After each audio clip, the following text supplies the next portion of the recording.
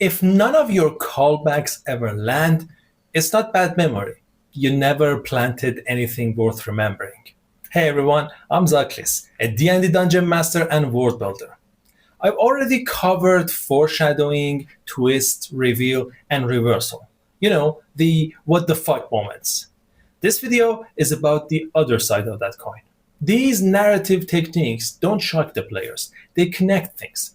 This is about those quiet realizations, those moments where the table goes, oh. A seed is a planted detail that pays off later, whether next session or next year. The important part is this. When the seed shows up first, it shouldn't feel important yet. It must feel random, ordinary, or peculiar at best. A name mentioned once, a seemingly mundane object, a warning that sounds like flavor.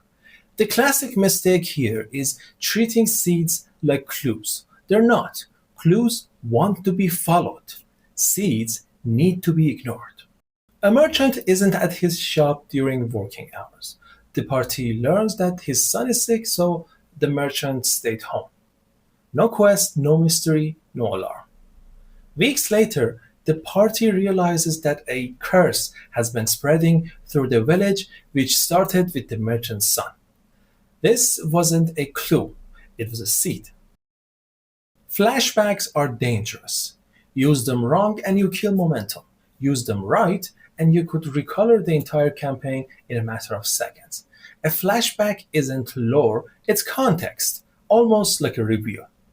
You don't flashback to explain how, you flashback to explain why. Mid-campaign, the party finally understands why the city is cursed.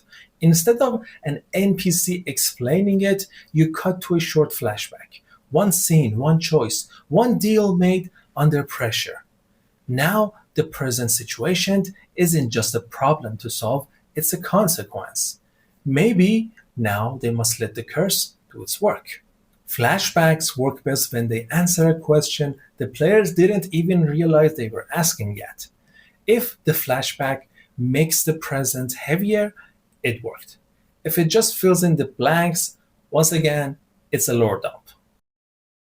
Flashbacks can also be weaponized.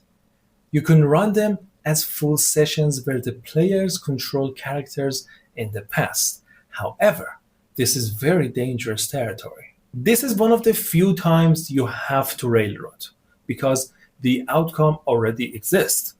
If the players can change it, then you're not running a flashback, you're rewriting the campaign. Callbacks are not references for cleverness, they are emotional payoffs. In the finale, an ally repeats the exact phrase the party once used to convince him to fight. Same words, different context, now it lands harder. Callbacks tell the players this story remembers itself.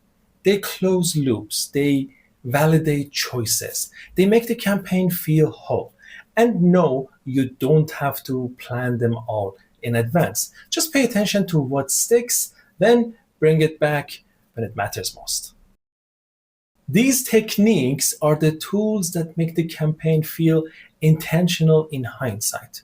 Not because everything was planned, but because nothing was wasted. When the players connect the dots on their own, you don't get gasps or cheers, you get silence.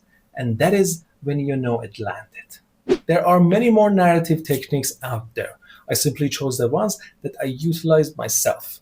If you have any other techniques that you use, share it with the rest of us in the comments. Until next time.